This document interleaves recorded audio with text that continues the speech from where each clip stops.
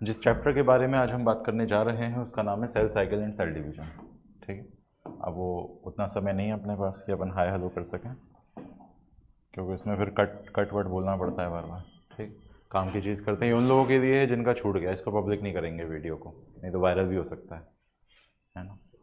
ठीक है ना, ऐसा, क्योंकि वायरल होने का अधिकार सिर्फ अंशुल सर को है। अंशुल सर को ये डर है कि अगर उन्होंने वीडियो रिकॉर्ड करा तो वो एकदम से वायरल हो जाएंगे, और भोपाल ही नहीं पूरा इंडिया के बच्चे उनके पास एलन वैलन छोड़ के भी आ जाएंगे, तो इसलिए हम उनके कभी वीडियो रिकॉर्ड नहीं करते ऐसा, because he is one of the most talented and multitasking teacher in the whole universe. तो cell cycle and cell division, ठीक है, कोशिका चक्र एवं कोशिका विभाजन। ठीक, are you aware that all organism even the largest start their life from a single cell? हम सब ने अपनी ज़िंदगी की शुरुआत सिंगल सेल से करी है। कैसे, आपने कैसे करी सिंगल सेल से शुरुआत? आप बैक्टीरिया हो क्या? Zygote is a single cell जिससे हम सभी ने अपनी ज़िंदगी को शुरू किया।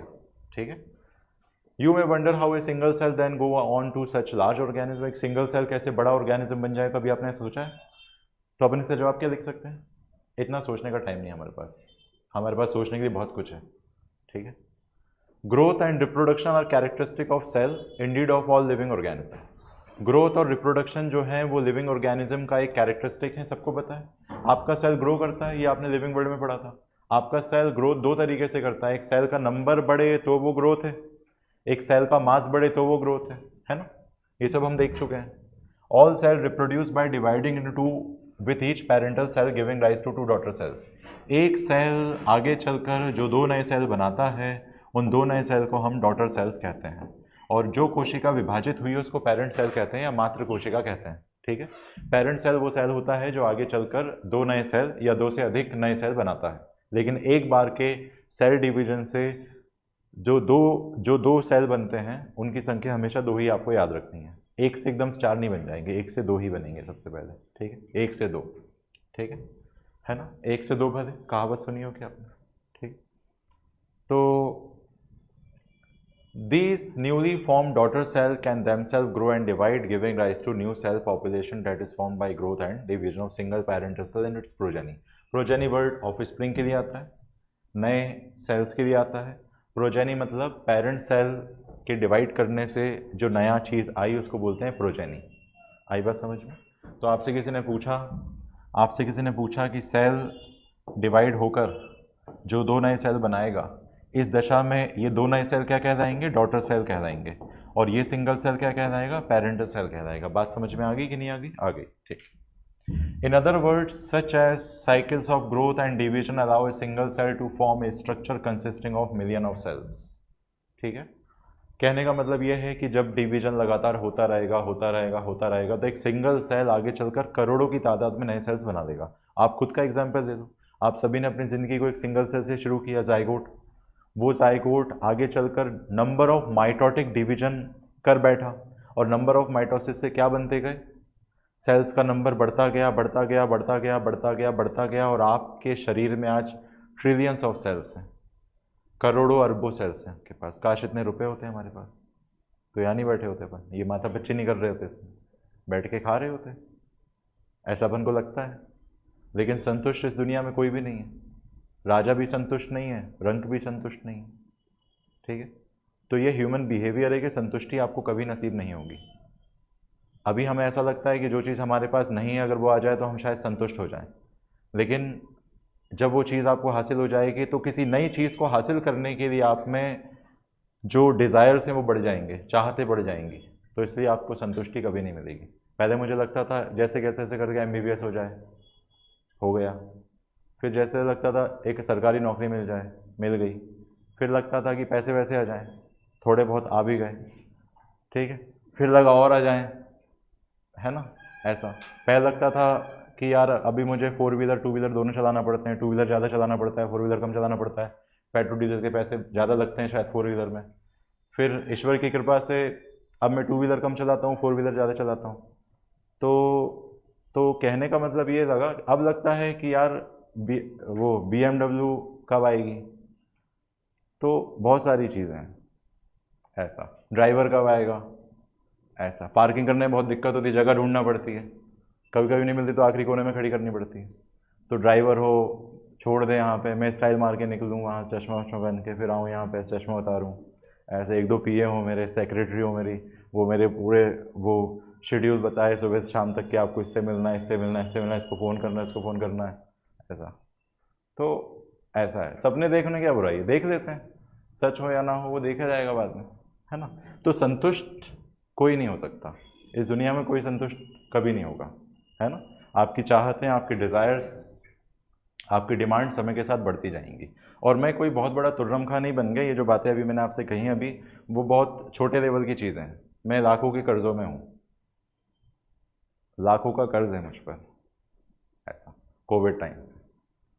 तो बस वही कर्ज़ों को ढो रहा हूँ मैं बैठ के, ठीक है। खैर आगे बढ़ते हैं, मतलब इसलिए मैंने ये बोला कि ताकि ऐसा ना लगे कि अरे ये खूब माल छाप रहे हो, कुछ नहीं छाप रहे, ठीक है। चलिए, तो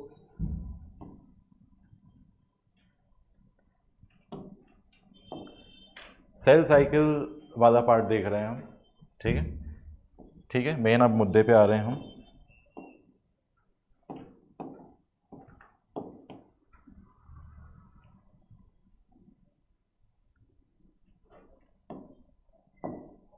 cell division is a very important process in all living organism, ठीक है, मान लिया। सेल डिवीजन जो है वो एक बड़ी ही महत्वपूर्ण प्रोसेस है सभी लिविंग ऑर्गेनिज्म के अंदर, ठीक है।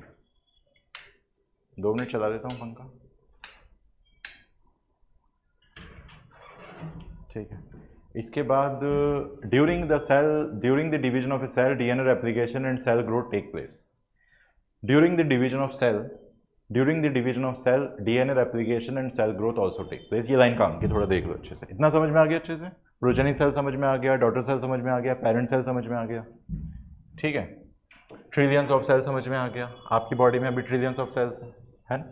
During the division of a cell DNA replication and cell growth also take place. During the division of cell मतलब सेल के विभाजन के समय डीएनए रेप्लिकेशन भी होगा और सेल की ग्रोथ भी होगी। डीएनए रेप्लिकेशन का मतलब आप पुराने डीएनए से नए डीएनए बनाने की बात करोगे, this is replication of DNA.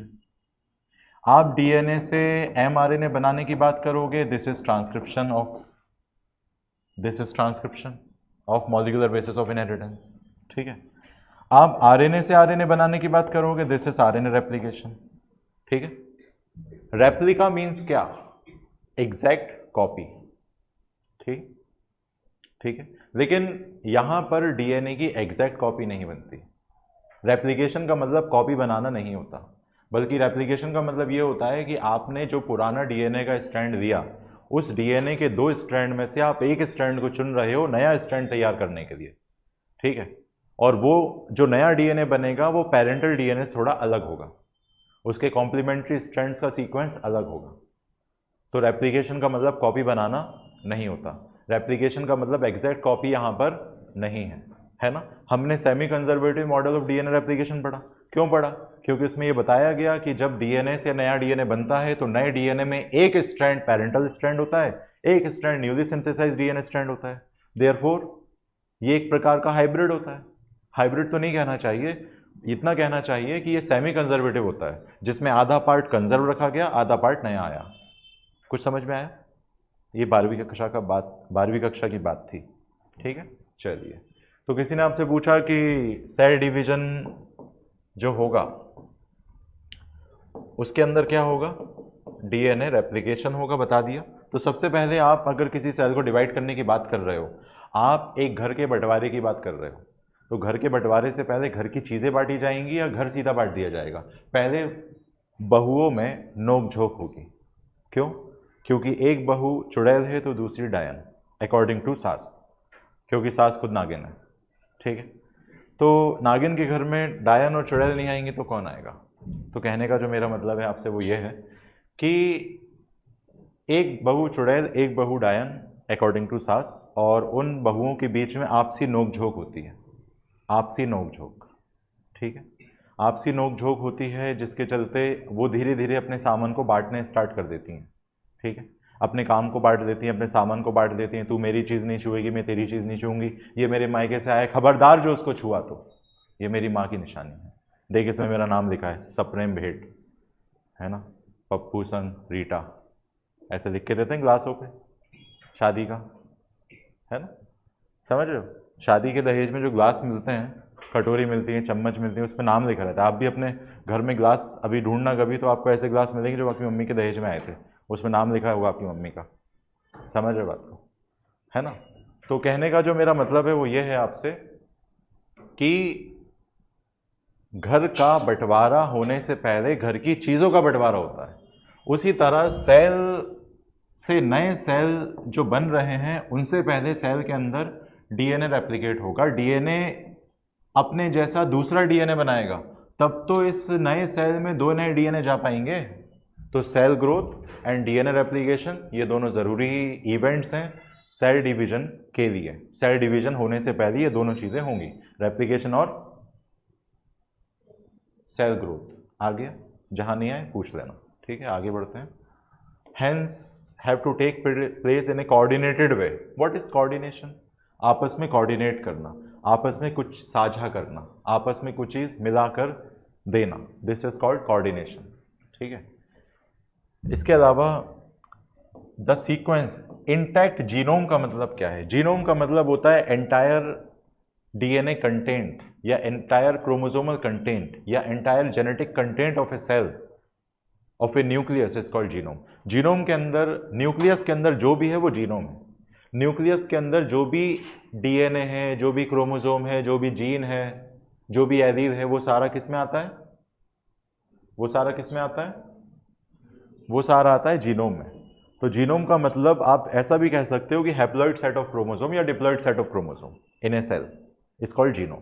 Entire genetic content of a cell is called genome. Entire genetic content of a cell is called genome, ठीक है। अच्छा, सेल साइकिल की परिभाषा देख लेते हैं। The sequence of events by which a cell duplicates its genome, synthesis the other constituent of cell and eventually divides into 2 daughter cell is called cell cycle, ठीक है। सेल साइकिल की परिभाषा बताई गई है यहाँ पर। Sequence of events by which a cell duplicates its genome, क्रमबद्ध तरीके से आप सबसे पहले सेल के जीनोम को डुप्लीकेट करोगे, यानी सेल के न्यूक्लियस से नया न्यूक्लियस तैयार करोगे, which is called karyokinesis. Synthesis of other constituent of cell, cell के अंदर और भी तो चीज़ें हैं, साइटोप्लाज्म है, सेल ऑर्गेनेल है, उन्हें भी आपको डिवाइड कराना पड़ेगा, ठीक है, जिसे कहते हैं साइटोकाइनेसिस। तो सबसे पहले कैरियोकाइनेसिस कराओ, देन साइटोकाइनेसिस कराओ, और वो सारी चीज़ें बनाओ जो सेल डिवीजन के लिए उपयोगी हैं। इन्हीं सब के सीक्वेंशियल मैनर को एक सेल से 2 सेल बनने तक के सफ़र में जितने भी इवेंट्स आएंगे, जितने भी क्रमबद्ध प्रोसेसेस आएंगे, उसको हम सेल साइकिल का हिस्सा मानेंगे। तो व्हाट इज सेल साइकिल? किसी ने पूछा सेल साइकिल क्या है, तो आप क्या बोलोगे? जैसे एटलस होती है, जैसे हीरो होती है, जैसे एवन होती है, जैसे हरक्यूलिस होती है, वैसी एक सेल साइकिल भी होती है। ऐसे बोलोगे? क्या बोलोगे फिर? ऐसी कौन सी साइकिल है जो रोड पे नहीं चलती? ये पहेली तुम अपने घर में बुझा सकते हो किसी बच्चे को बना के, ठीक है। Cell cycle, cell cycle road पे नहीं चलती, सेल के अंदर चलती है। तो सेल साइकिल, आप ऐसा भी मत कहो कि सेल के अंदर चल रही है। सेल साइकिल टर्म बताता है एक सेल से 2 नए सेल बनने तक के सफ़र में जो सीक्वेंशियल इवेंट्स आए, जो क्रमबद्ध इवेंट्स हुए, उनको हम क्या कहते हैं? Cell cycle. जैसे शादी होती है, अभी शादी का सीज़न आ गया, ठीक है, तेल, मंडप, मेहंदी, ठीक है, महिला संगीत, बारात, रिसेप्शन, ये सीक्वेंस है, ठीक है। कैरियोकाइनेसिस, साइटोकाइनेसिस, ये इवेंट्स हैं सेल साइकिल के। आ गया, और इवेंट्स भी पढ़ेंगे आगे धीरे धीरे, ठीक है ना। Although cell growth in terms of cytoplasmic increase is a continuous process, DNA synthesis occurs only during one specific stage in cell cycle. DNA का सिंथेसिस सेल साइकिल के एक स्पेसिफिक स्टेज में होता है, हर कहीं नहीं होता, ठीक है। डीएनए का सिंथेसिस सेल साइकिल के एक पर्टिकुलर स्टेज में होता है। What is DNA synthesis? मतलब आप नए डीएनए बनाने की बात कर रहे हो। आप डीएनए का देखो, सेल साइकिल के स्पेसिफिक फेस में डीएनए रेप्लिकेशन होता है, सेल साइकिल के एक स्पेसिफिक फेस में डीएनए डबल हो जाता है। ये सब आगे आएगा, इसलिए अभी तनाव मत लो, सब सिखाऊंगा मैं। कुछ समझ में आ रहा है नादान परिंदों को? आ रहा है? आपकी सहेली नहीं आई, उसकी याद तो नहीं आ रही आपको? You are missing her? Okay, तो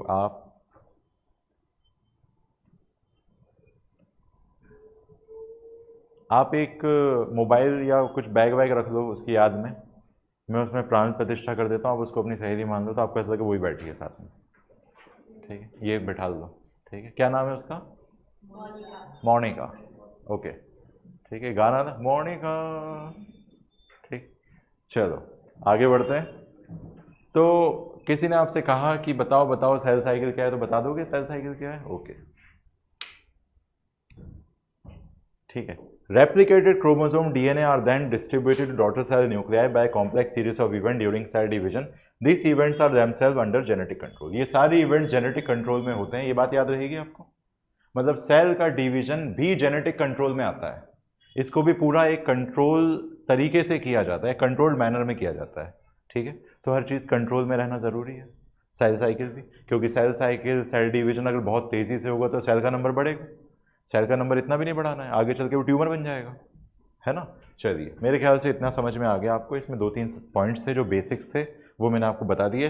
अब जो चीज़ें शॉर्ट में बताई उनको थोड़ा सा अच्छे से समझेंगे डिटेल में। ठीक है, चलिए, फेसेस ऑफ सेल साइकिल। ठीक है, फेसेस ऑफ सेल साइकिल देख रहे हैं, इतना पार्ट देखेंगे।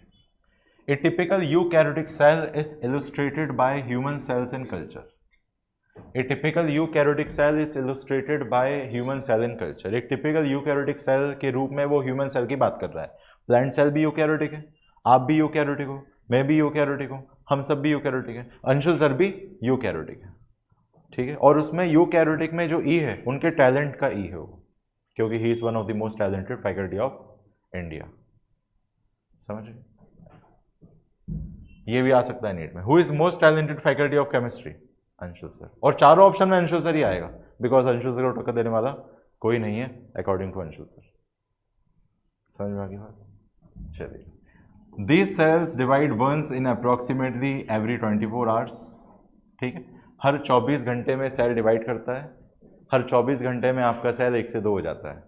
ठीक है ना। यानी आज 9 बजे से लेकर अगले 9 बजे तक आपके एक स्पेसिफिक सेल 2 हो चुके होंगे। क्यों? क्योंकि ना जाने कितने सेल रोज़ाना ख़त्म होते हैं, कितने सेल रोज़ाना डैमेज होते हैं हमारे। ठीक है, आप साबुन से जब हाथ धोते हो ना जाने कितने स्किन सेल्स निकल जाते हैं, आप हाथ मिलाते हो ना जाने कितने सेल्स आप एक्सचेंज कर देते हो एक दूसरे के, आप ना जाने कितने सारे सेल्स यहाँ छोड़ के जाते हो। ठीक है, ऐसा है ना। तो आप कई बार देखते हो लाइट की किरण आ रही होती है और आपको कुछ पार्टिकल तैरते हुए दिखते हैं, वो भी स्किन सेल्स या और छोटे सेल्स हो सकते हैं आपकी बॉडी के, जो उड़ रहे हैं, इत्तेफाक से नज़र आ रहे हैं। ठीक है, समझ गए? हालांकि सेल्स को देखना इतना आसान नहीं होता है। ठीक है, तो मेरा जो आपसे कहने का मतलब है वो ये है कि प्रत्येक 24 घंटे में आपके सेल 1 से 2 हो जाते हैं। तो ह्यूमन सेल्स किस रफ्तार से डिवाइड कर रहे हैं? These cells divide once in approximately every 24 hours. हर 24 घंटे में आपका सेल डिवाइड करता है, 1 से 2 हो जाता है। याद हो गया? चलिए, इसके बाद हाउएवर दिस ड्यूरेशन और cell cycle can vary from organism to organism. ठीक है, also from cell type to cell type. आपके सेल्स कुछ ऐसे भी हैं जो जन्म के पश्चात डिवाइड नहीं होते, जैसे आपके हार्ट सेल्स। दिल में जितनी कोशिकाएं तुम लेकर पैदा हुए हो, ठीक है, उतनी कोशिका रहेंगी। समझ गए? ऐसा। नर्व सेल तुम जितने लेकर पैदा हुए हो, नर्व सेल उतने के उतने रहेंगे। हाँ, जब तक कोई स्पेसिफिक कंडीशन ना हो जाए, कुछ स्पेसिफिक बात ना हो जाए, कुछ ज़रूरी बात ना हो जाए, तब तक ये कोशिकाएं अपने आप से डिवाइड नहीं करती। स्पेशली न्यूरॉन सेल्स जितने आप लेकर पैदा हो, जीवन पर्यंत वो उतने ही रहते हैं, बस उनका साइज इंक्रीज होता है। ठीक है, न्यूरॉन या नर्व सेल या तांत्रिक कोशिका जीवन पर्यंत आपकी मौत तक उतनी रहेगी जितनी लेकर आप पैदा हुए हो। ठीक है, इसलिए नर्व सेल डैमेज हो जाने पर उनके रिपेयर होने के चांसेस कम होते हैं। ठीक, और इस बात को हम पैरालिसिस अटैक से समझ सकते हैं, पैरालिसिस या पैरालिसिस। ठीक है, हाउएवर दिस ड्यूरेशन, ठीक है, सेल टाइप पर डिपेंड करता है, ऑर्गेनिज्म पर डिपेंड करता है। अगर मैं बात करूं ईस्ट की, व्हाट इज ईस्ट? ईस्ट मतलब ईस्ट और west, India is the best, फिर ईस्ट और west my friend is the best, ऐसा। फिर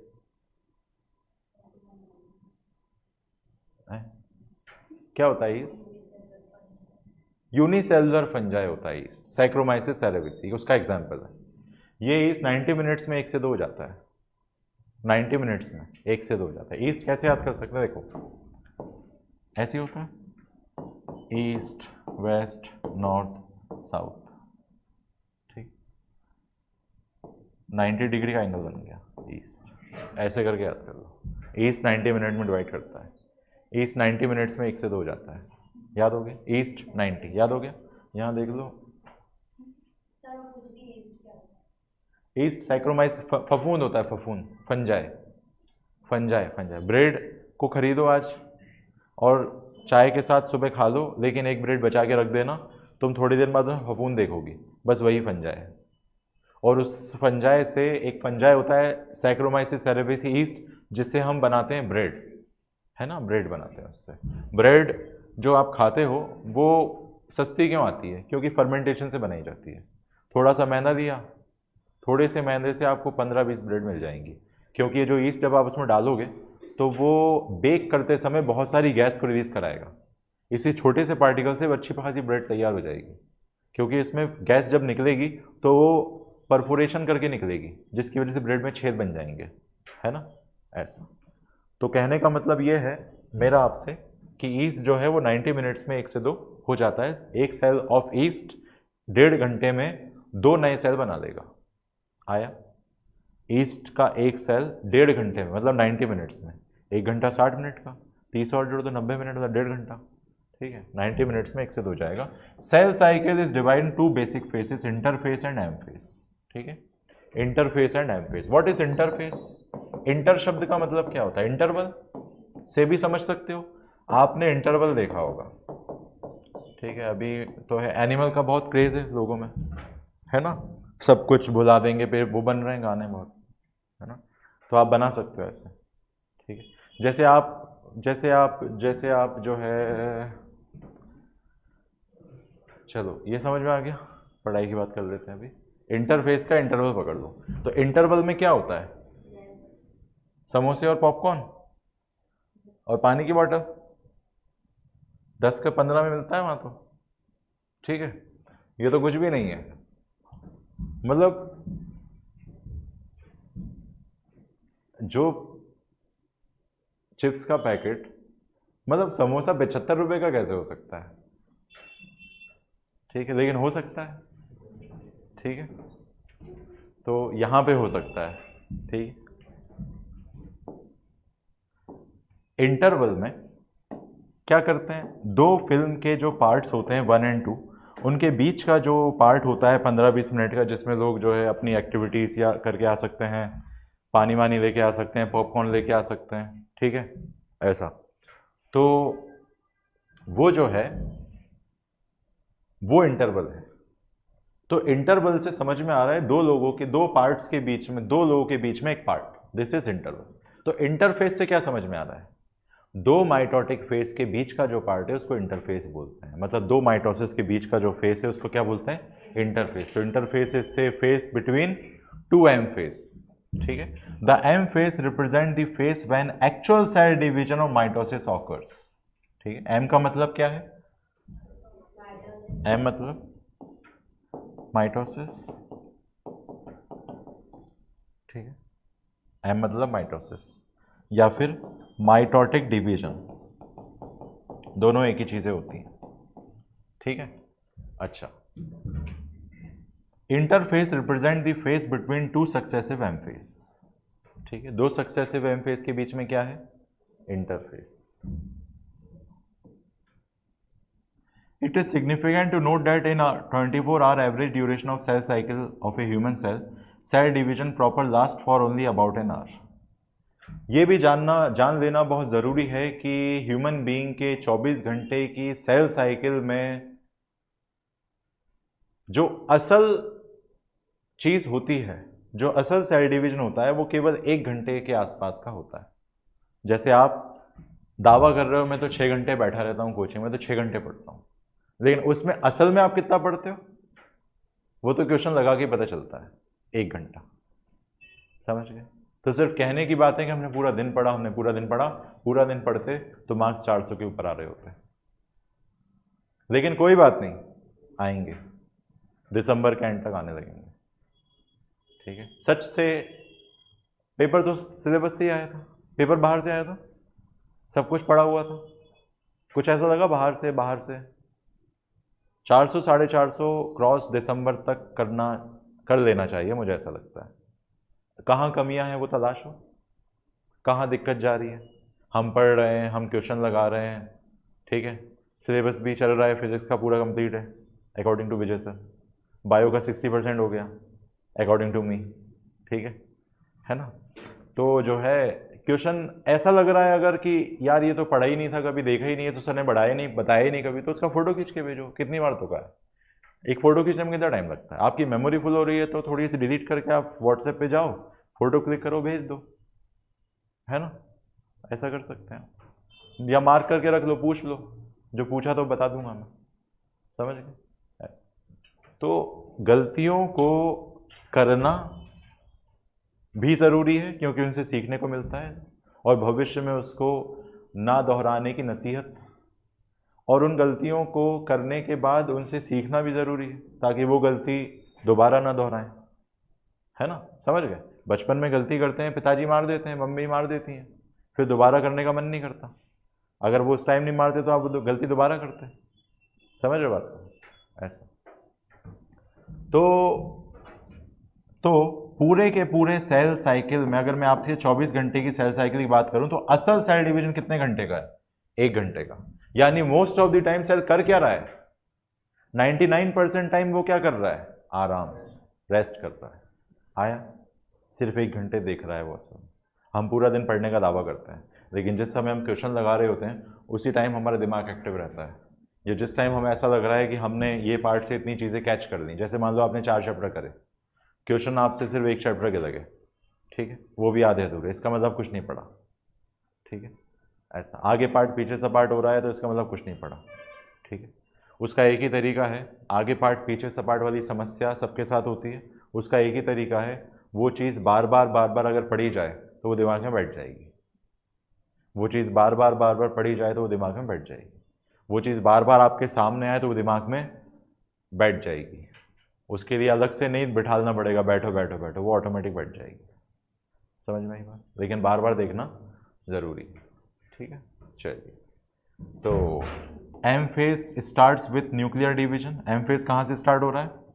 न्यूक्लियर डिवीजन मतलब कैरियोकाइनेसिस। देखो, कभी आपने सुना होगा कैरियोकाइनेसिस, कभी आपने सुना होगा साइटोकाइनेसिस।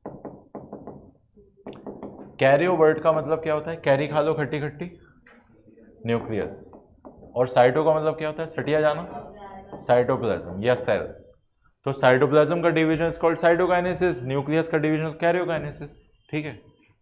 KFC क्या होता है? KFC तले हुए मुर्गा मिलता है यहाँ से, फ्राइड चिकन, ठीक है ना। इसको लोग वहाँ से बर्गर खरीद लेते हैं, फिर स्टेटस लगाते हैं KFC पार्टी मूड, है ना, ऐसे बहुत ट्रेंड चल रहा है आजकल, ठीक है। आजकल छोटे रेस्टोरेंट्स भी अपने इंटरनल को ऐसा बनाते हैं जैसे बहुत हाई प्रोफाइल रेस्टोरेंट हो, पीछे वो लाइटिंग वाइटिंग कर देंगे, हरे रंग का कुछ दिखा देंगे, ग्रीनरी लाइट वाइट लगा देंगे, सेल्फी अच्छी आएगी वहाँ से, ऐसा, ठीक है। तो फिर वो सेल्फी ज़रूरी है। तो KFC मतलब karyokinesis followed by cytokinesis. Karyokinesis is followed by cytokinesis. अगर मान लो एग्जाम में सवाल आया, which of the following is correct regarding the cell division? Cytokinesis is followed by karyokinesis, option A. Option B, karyokinesis is followed by cytokinesis. तो which one is correct? Karyokinesis is followed by cytokinesis, मतलब पहले karyokinesis होगा फिर cytokinesis होगा। आ गया? चलो, ये दोनों चीज़ें लिख दी हैं यहाँ पे। तो एम फेज कहाँ से स्टार्ट हो रहा है? न्यूक्लियर डिवीजन के साथ स्टार्ट हो रहा है। माइटोसिस कहाँ से स्टार्ट हो रहा है? न्यूक्लियर डिवीजन से, ठीक है। किसी भी तरह का डिवीजन, किसी भी तरीके का बंटवारा, किसी भी तरह का विभाजन सबसे पहले कहाँ से स्टार्ट होता है? अंदर से, अंदरूनी स्तर पर, आपसी मतभेद की वजह से, ठीक है। 2 भाई एक ही घर में रहते थे, कुछ आपसी मतभेद हो गए, कुछ बात अच्छी नहीं लगी, हिसाब किताब गड़बड़ा गया, भाई ने, पापा ने पैसे दिए थे मम्मी के नाम रजिस्ट्री कराने को भाई अपनी बीवी के नाम करा के आ गया, ठीक है। मम्मी ने पैसे दिए थे मम्मी के लिए, मम्मी के कंगन उठाने को, मम्मी के कंगन मम्मी को ना दे के उसने अपनी बीवी को दे दिए, उनको सुगलाकर नया कुछ बना के बीवी के नाम कर दिया।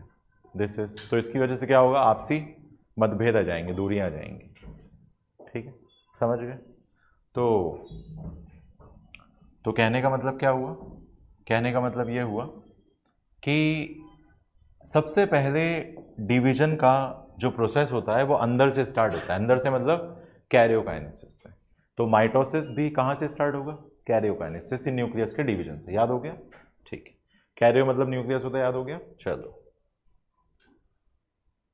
द इंटरफेस दो कॉल्ड रेस्टिंग फेस। इंटरफेस को रेस्टिंग फेस क्यों बोल रहे हैं, क्योंकि इस इंटरफेस में सेल उन सभी चीज़ों का निर्माण करता है जो चीज़ें उसे सेल डिवीजन में मदद करेंगी, सेल डिवीजन में काम आएंगी। इंटरफेस को रेस्टिंग फेस क्यों कहा गया है, रेस्टिंग फेस जो अपन दिन भर यहाँ पे फेस में होते हैं उसको रेस्टिंग फेस बोलते हैं।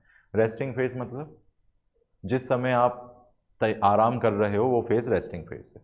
तो रेस्टिंग फेस में कब होता है एक सेल, इंटरफेस के दौरान, क्योंकि उस समय वो सारी चीज़ों को उसने सेल डिवीजन इंटरफेस में स्टार्ट नहीं करा, बस उन सारी चीज़ों को वो जुटा रहा है जो उसको सेल डिवीजन में मदद करेंगे। आई बात समझ, जो उसको सेल डिवीजन में मदद करेंगे, उन सभी चीज़ों का निर्माण कहाँ हो रहा है, इंटरफेस में हो रहा है। तो इंटरफेस में तैयारी चल रही है। तैयारी चलना और असल चीज़ करने में अंतर होता है। तो इंटरफेस में क्या करता है सेल, तैयारी करता है किस चीज़ की, जीत की, फिर सेल डिवीजन की। समझ में आ गया सबको, चलिए।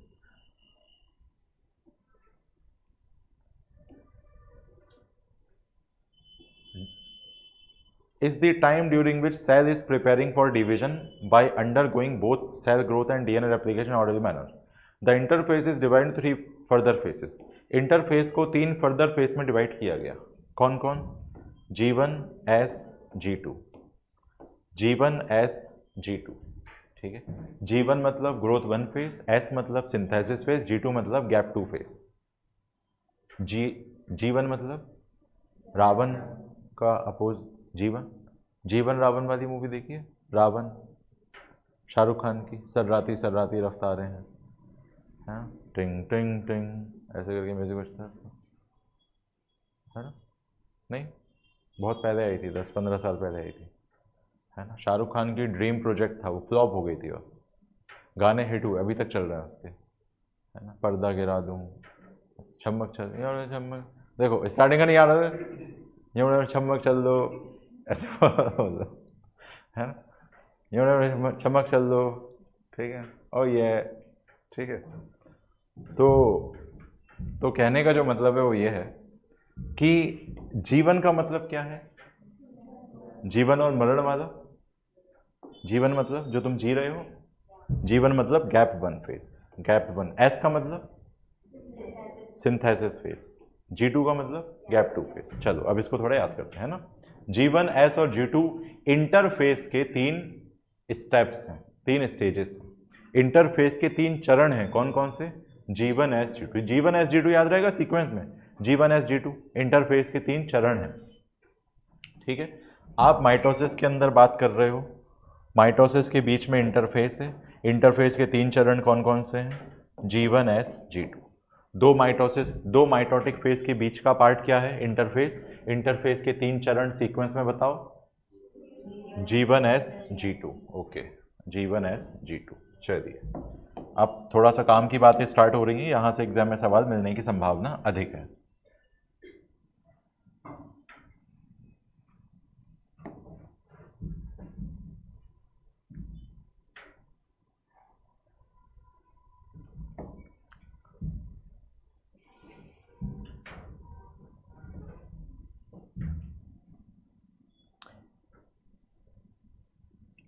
डीएनए सिंथेसिस और replication take place. Synthesis phase marks the period during which DNA synthesis और रेप्लिकेशन टेक प्लेस। ये जो आप एस को सिंथेसिस बोल रहे हो, किस चीज के सिंथेसिस की बात कर रहे हो आप, डीएनए के सिंथेसिस की बात करो। डीएनए का सिंथेसिस कैसे होगा, रेप्लिकेशन से होगा, ठीक है, ठीक। During this time the amount of DNA per cell doubles. Synthesis phase के दौरान डीएनए का अमाउंट डबल हो जाता है, लेकिन क्रोमोसोम का नंबर सेम रहता है। ये लाइन याद रखनी है, ठीक है। However there is no increase in chromosome number, ठीक है, ये लाइन थोड़ी सी देख लो आप। If the cell has diploid और 2n number of chromosome at G1 even after S phase the number of chromosome remain same, ठीक है। फॉर एग्जाम्पल मान लो मैं बोल रहा हूं कि क्रोमोसोम का नंबर ऑफ क्रोमोसोम कितना है, 2n, मतलब डिप्लॉयड सेल है, ठीक है, डिप्लॉयड सेल है। ये डिप्लॉयड सेल अभी सेल साइकिल में शामिल है। ये 1 से 2 होने की तमन्ना रखता है, 1 से 2 होना चाहता है, ठीक है, 2 नए प्रोजेनी सेल्स बनाना चाहता है। सेल डिवीजन हुआ, माइटोसिस करना है, इंटरफेस में आ चुका है, इंटरफेस के जीवन में घुसा। जीवन में क्या स्थिति है, जीवन में वो डिप्लॉयड है। क्रोमोसोम का नंबर कितना है, डिप्लॉयड, 2 सेट ऑफ क्रोमोसोम है उसके पास। अब वो आएगा एस फेस में। एस फेस को पार करने के बाद उसके पास नंबर ऑफ क्रोमोसोम कितना रहेगा, 2n, मतलब number of chromosome remain same, ठीक है, इवन आफ्टर एस फेस, ठीक है। Only the amount of DNA पर सेल्स डबल, ठीक है, only the amount of DNA per cell doubles. अच्छा एक मिनट, नंबर ऑफ क्रोमोसोम की बात करी, अब जरा अमाउंट ऑफ डीएनए की बात करते हैं। अगर मैं अमाउंट ऑफ डीएनए को 2C से रिप्रेजेंट करूं, C का मतलब यहां पे, C का मतलब यहां पे कुछ नहीं है, C सिर्फ एक कंफ्यूज करने के लिए अल्फाबेट लिखा है कि आप उसको क्रोमोसोम का नंबर समझो, लेकिन वो अमाउंट को रिप्रेजेंट कर रहा है। किसको रिप्रेजेंट कर रहा है, अमाउंट को। तो अमाउंट ऑफ डीएनए जो है अगर वो 2C है तो सेल डिवीजन के अंतर्गत माइटोसिस, सेल डिवीजन के अंतर्गत जो माइटोसिस हो रहा है और माइटोसिस के बाद जो इंटरफेस आ रहा है, इंटरफेस के अंदर जो जीवन है उसमें अमाउंट ऑफ डीएनए कितना है, 2C। तो बताओ एस फेस के बाद उसका अमाउंट कितना हो जाएगा, 4C हो जाएगा। Amount of DNA, amount of DNA after S phase कितना हो जाएगा, 4C। तो 4C और 2C का कॉन्सेप्ट समझ में आ गया। C का मतलब यहाँ पे चाय नहीं है, ठीक है। अभी तो आपका मन होता है चाय मिल जाए बीच बीच में, ठीक है, ऐसे यहाँ पे सामान भी रखा है चाय बनाने का, तो आप बना सकते हो कभी, ऐसे अपने पर्सनल एक्सपेंस पे आप बना सकते हो। यहाँ पीछे ही किराने की दुकानें भी हैं, ठीक, या घर से ले रहा हो आप पुड़िया में, ठीक, बढ़िया। यहाँ पे वो लगा हुआ है, और एक होता है ना केतली इलेक्ट्रॉनिक, ऐसे, ठीक। बात समझ में आई कुछ, क्या समझ में आया? एस फेस के पश्चात, एस फेस के बाद अमाउंट ऑफ डीएनए डबल होता है कि नंबर ऑफ क्रोमोसोम डबल होता है? अमाउंट ऑफ डीएनए डबल होता है, number of chromosome remain same, number of chromosome remain same, number of chromosome remain same, है ना, सेम। फिजिक्स वाले सर से बहुत इंस्पायर्ड हो गया लगता है ना, है ना। तो इसकी वैल्यू ये हो जाएगी, ऐसे करके बोलते हैं ना, चलो ये समझ में आ गया। तो क्या हो जाएगा, क्या हो जाएगा, सेम रहेगा। Number of chromosome remain same, only the amount of DNA get double. याद हुआ, यही बताया मैंने यहाँ पे, ठीक है। चलिए, तो एस फेज के बाद ऐसा होता है, एस फेज के बाद लो, initially the number of chromosome is 4C, दिमाग से सोचना, initially the number of chromosome is 4C, initially the number of chromosome is 4C. What is the number of chromosome after S phase? The number of chromosome is initially the number of chromosome is 4C. What is the number of chromosome after S phase? S phase के बाद number of chromosome कितने होंगे अगर प्रारंभिक तौर पर 4C थे तो?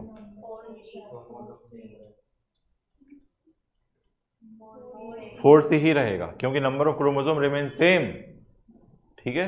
Only the amount of DNA per cell doubles. Amount of DNA is 8C, what is the amount of DNA after S phase?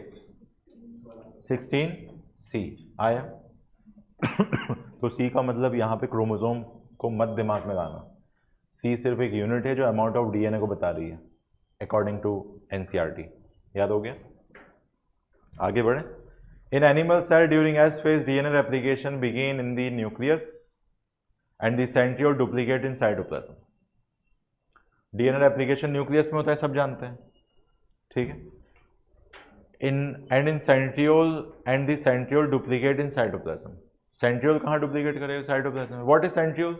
Animal cell में पाया जाने वाला एक ऐसा सेल ऑर्गेनल जो सेल डिवीजन में एक महत्वपूर्ण भूमिका निभाता है, उसको सेंट्रियोल बोलते हैं, ठीक है। मैंने कुछ सिखाया था सेंट्रियोल से सेंट्रोजोम की सेंट्रोजोम से सेंट्रियोल, ऐसा कुछ सिखाया था? सेंट्रियोल सेंट्रोजोम सिखाया था, याद है कुछ? परपेंडिकुलर कौन अरेंज होता है, सेंट्रियोल या सेंट्रोजोम? सेंट्रोजोम एक दूसरे के लिए परपेंडिकुलर होते हैं और मिलकर क्या बनाते हैं? सेंट्रियोल बनाते हैं। अच्छा, समझ में आ गया? ठीक है, बताया था मैंने, पढ़ देना एक बार। ड्यूरिंग G2, देखो G1 हो गया, S हो गया, G2 देख रहे हैं। During G2 phase proteins are synthesized in preparation for mitosis.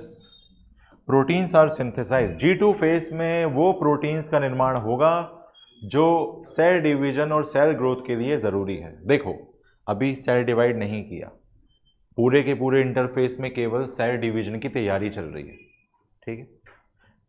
G1 हमने देखा, देखेंगे अभी आगे। S हमने देखा। G2 में क्या बोल रहे हैं वो? G2 में कुछ ऐसे प्रोटीन सिंथेसाइज होंगे जो सेल डिवीजन में महत्वपूर्ण भूमिका अदा करेंगे। समझ में आ गई? कुछ आ रहा है? दिमाग में जा रहा है?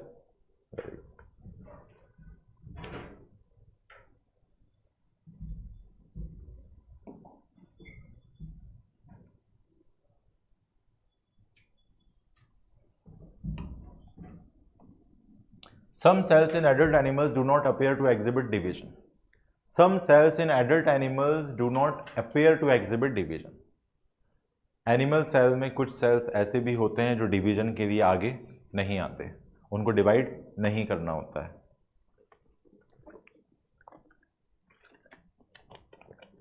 जैसे बारात में कुछ लोग ऐसे भी जाते हैं जो डांस नहीं करते। भाई बारात में तो आप गए हो ना, ठीक है, बारात में आप जाते हो तो कुछ लोग ऐसे भी तो डांस नहीं करते, ठीक है, बस दूसरों को देख के आओ ना ऐसे कर देते हैं, ठीक, समझ है। फिर वही ऐसे भी करते हैं, है ना, लेकिन डांस नहीं करते हैं। उनका मन होता है, उनको बहुत चुल रहती है, कोई बुला ले उनको, कोई बुला ले, लेकिन उनको बुलाता नहीं है, ठीक है। तो ये है। तो कुछ ऐसे भी हैं जो डांस नहीं करते। तो बारात में जाने वाला हर व्यक्ति नाचेगा ऐसा ज़रूरी थोड़ी ना है। बारात में जाने वाला व्यक्ति हर व्यक्ति नाचेगा। जो बूढ़ी अम्मा जा रही हैं पीछे पीछे वो लड़की की दादी जा रही हैं पीछे पीछे, दांत नहीं है एक मुंह में उनके, वो नाचेंगी क्या? ठीक, समझ गए बात को? ऐसा। तो कहने का मतलब ये हुआ कि some cells in adult animals do not appear to exhibit division and many other cell divide occasionally किसी स्पेसिफिक कंडीशन के अकॉर्डिंग भी डिवाइड करेंगे, as needed to replace cells that have lost because of injury or cell death. These cells do not divide. The cells that do not divide further exit G1 phase to enter in active stage called quiescent stage. चलो ध्यान से देखो मेरी बात। G1, S, G2 interface के 3 चरण, ठीक। G1 phase में सेल को ये मौका दिया जाता है कि वो सोच सके, समझ सके, जान सके, पहचान सके, अपना रिव्यू दे सके कि आगे उसे सेल डिवीजन कंटिन्यू रखना है या नहीं रखना। जैसे 10वीं में आपके मार्क्स देखकर आपके पेरेंट्स ने आपको एक चॉइस दी थी, बेटा आगे पढ़ना चाहते हो या दुकान डलवा दें, ठीक है, समझ गए। तो आपके पास 2 चॉइस होते हैं, या तो पढ़ाई करूं या दुकान खोल लूं, ठीक है, समझ गए। तो जीवन में आपके पास 2 ऑप्शन आए, या तो आप सेल साइकिल कंटिन्यू रखो और एस फेस में चले जाओ। एस फेस में क्या करेंगे, सिंथेसिस करेंगे डीएनए का, ठीक है, डीएनए का अमाउंट डबल करेंगे लेकिन number of chromosome remain same, सिर्फ अमाउंट डबल करेंगे, ठीक है। दूसरा ऑप्शन है जी नॉट फेस या क्विसेंट फेस में जाने का, स्पेलिंग नहीं आ रही, क्विसेंट फेस में जाने का, आ रही क्विसेंट फेस में जाने का, सही लिखिए, ठीक है, QUIE, ओके, क्विसेंट फेस, ठीक। क्विसेंट एक होता है क्रिसेंट, वो अलग चीज़ है, वो वाटर पार्क है, अभी कोई मतलब नहीं है, गर्मी के मौसम में जाना नीट के बाद दिमाग ठंडा करना, ठीक, ऐसा समझ गए। तो क्विसेंट फेस या जी नॉट फेस एक ऐसा फेस है जिसमें सेल अगर डिवाइड करने का इच्छुक नहीं है, आगे सेल साइकिल को कंटिन्यू रखने का इच्छुक नहीं है, तो एंटर कर जाता है और इनएक्टिव हो जाता है, अक्रियाशील होता है टेम्परेरीली, अस्थायी तौर पर अगर एक कोशिका विभाजन करने की शक्ति छोड़ दे, शक्ति खो दे और जी नॉट फेस में प्रवेश कर जाए तो वो टेम्परेरीली इनएक्टिव हो जाती है, ठीक है, अस्थायी तौर पर अक्रियाशील हो जाती है, ठीक है, समझ गए। जैसे आपने 10th के बाद आपको पूछा गया आपके घर वालों के द्वारा, बेटा आगे क्या करना है, आपने कहा मोमोज का ठेला खुलवा दो, मेरा पढ़ाई बढ़ाई दिल नहीं लगता है, मेरा पढ़ाई में मन नहीं करता है, मेरा पढ़ाई का किताब देख के मुझे रोना जाता है, मम्मी मैं क्या करूं, ठीक है, आपने ऐसा बोला। पापा मेरा नहीं करता दिल, आप देखो 3 इडियट्स देखो, उसका ही मन नहीं करता था, मैं वही हूं, आपने ऐसा बोला, ठीक है। तो आपके पापा ने आपको मोमोज का ठेला दिला दिया, ठीक है, फिर आपने उस पर बैनर लगा के, ठीक है, आपने वाइट कलर की शीट ली, ठीक है, आपने एक आर्टिस्ट दोस्त से आपने उस पर पेंटिंग करवा ली, बंटी मोमोज, ठीक है ना, क्रंची मोमोज स्पेशलिस्ट, नीचे शादी पार्टी के ऑर्डर दिए जाते हैं, ठीक, समझ, ऐसा मोबाइल नंबर लिख दिए 3-4, व्हाट्सएप नंबर सब लिख दिया, ठेला खुल गया, ठीक। अब जो है आप मोमोज की दुकान लगा रहे हो, तो पढ़ाई लिखाई आपने हमेशा के लिए छोड़ दी क्या? नहीं, क्योंकि दुकान नहीं चल रही, दुकान नहीं, आपके बाबा ने आपसे कहा था अगर 10 दिन के अंदर तूने जितना इन्वेस्ट किया उतने पैसे नहीं कमा के दिखाए तो दुकान बंद करा देंगे, पैसा देना बंद कर देंगे, ठीक है, फिर वापस पढ़ाई करना पड़ेगी, ठीक है। क्योंकि आज के ज़माने में बच्चा जो सोचे, पेरेंट्स को अपनी इच्छा उस पर थोपने से पहले उसे वो काम करने का मौका देना चाहिए, ताकि बच्चे के दिमाग में ये हीन भावना पैदा ना हो कि अगर मैं माता पिता के फैसले के अगेंस्ट जाता तो मैं ज़्यादा बेहतर होता। अब उसको माता पिता ने मौका दिया, अब उसने खुद अपनी बर्बादी का मंजर देख लिया कि ये हो सकता है, तो अब वो माता पिता की बात मान लेगा, ऐसा, समझ गए। तो कहने का जो मेरा मतलब है वो ये है कि यहाँ पर वो बच्चे ने टेम्परेरीली अस्थायी तौर पर ठेला खोल के देखा, ठेले में कोई बड़ी सफलता नहीं मिलने वाली उसको, ठीक है। तो इसका मतलब ये हुआ कि टेम्परेरीली एक सेल ने अगर डिवाइड करने की एबिलिटी खो दी है तो वो जी नॉट फेस में प्रवेश कर जाएगा, समझ गए। और अगर वो दोबारा सेल डिवीजन की शक्ति पाना चाहता है तो कहाँ जाएगा? जीवन में जाएगा और एस में चला जाएगा, समझ में आई बात। तो अगर, तो बताओ ऐसा कौन सा फेज है सेल साइकिल का जिसमें सेल के पास एक चॉइस होती है कि डिवाइड करना कंटिन्यू रखना है कि छोड़ देना है जीवन में। अगर उसने डिवाइड करने की एबिलिटी टेम्परेरीली खोई है तो कहाँ घुसेगा जाके? जी नॉट में। तो जी नॉट में जो सेल है वो टेम्परेरीली इनएक्टिव है या परमानेंटली इनएक्टिव है? टेम्परेरीली इनएक्टिव है, टेम्परेरीली इनएक्टिव है। आपका मोबाइल बंद हो गया कुछ देर के लिए क्योंकि बैटरी खत्म हो गई थी, ठीक है। अब वो क्या बोलेगा? इस कॉल की सभी सुविधाएं अस्थायी तौर पर बंद हैं, ठीक। फिर इसका मतलब ये तो नहीं ना कि आप इस दुनिया को अलविदा कह गए। इसका मतलब यही हुआ कि आपका मोबाइल कुछ देर के लिए बंद है, अस्थायी तौर पर बंद है, समझ में आई बात। तो अस्थायी और स्थायी समझ में आ गया, अस्थायी और स्थायी समझ में आ गया, वेरी गुड, पल्ले पड़ गया इतना। तो कोई आपसे पूछे कि जी नॉट क्या होता है, जी1 क्या होता है, एस क्या होता है, बता दोगे? ठीक।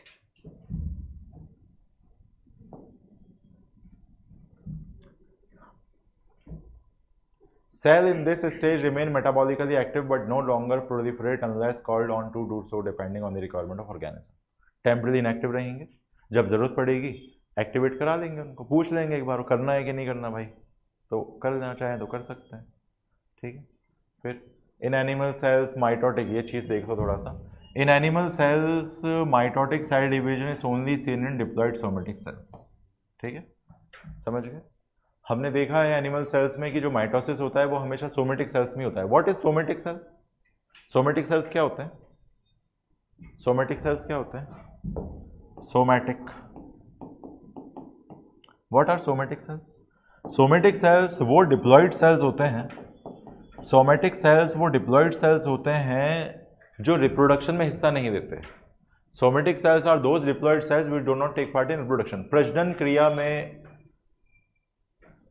जो कोशिकाएं भाग नहीं देती उन्हें सोमेटिक सेल्स कहा जाता है, ठीक है, समझ गए। रिप्रोडक्शन में जो सेल हिस्सा नहीं देते उनको क्या बोलते हैं?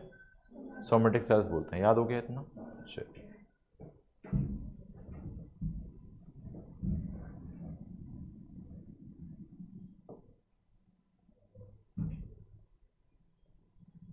इसके बाद एम फेस, ठीक है, एम फेस। अच्छा एक और चीज, for example male honey bee, against this, for example however there are few exception to this where haploid cell divide by mitosis। चलो थोड़ा देख लो, इस पर ध्यान से देख लो।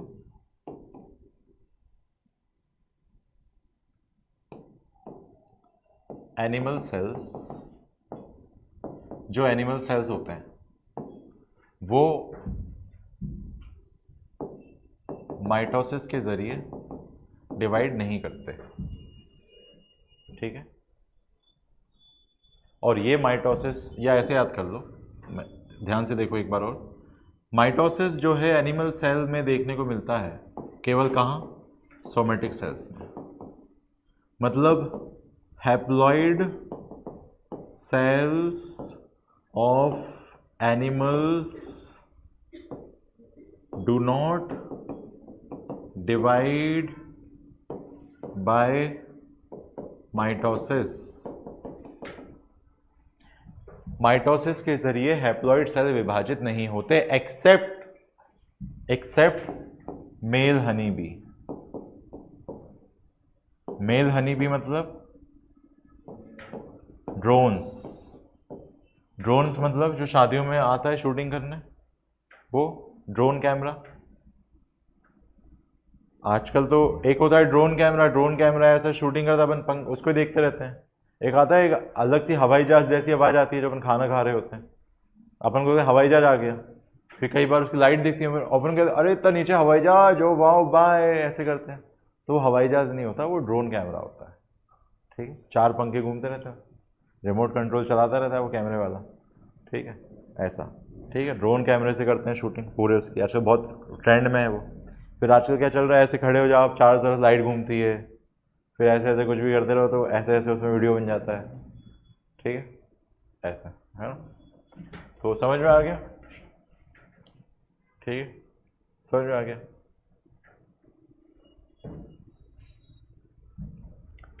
तो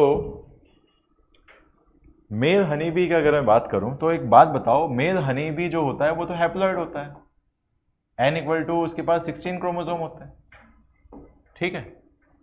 ये मेल हनी बी क्या करता है?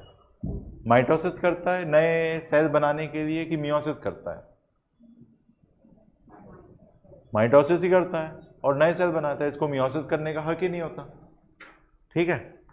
तो मेरा जो कहने का मतलब है, male honey bee already haploid है, मेल हनी बी हैप्लॉइड है, एनिमल सेल के हैप्लॉइड सेल को माइटोसिस करने का हक नहीं है। पहला पॉइंट क्लियर है। एनिमल सेल के सोमेटिक सेल्स को ही माइटोसिस करने का अधिकार दिया गया है, ठीक है। एनिमल सेल के डिप्लॉइड सेल्स को माइटोसिस करने का हक दिया गया है। हैप्लॉइड सेल माइटोसिस यूजुअली नहीं करते। तो ऐसा कौन सा एग्जाम्पल आपको याद रखना है जिसमें हैप्लॉइड सेल माइटोसिस करते हुए मिलेंगे? Male honey bee, drones. आया समझ में कि नहीं आया? आ गया, चलिए बहुत अच्छी बात है।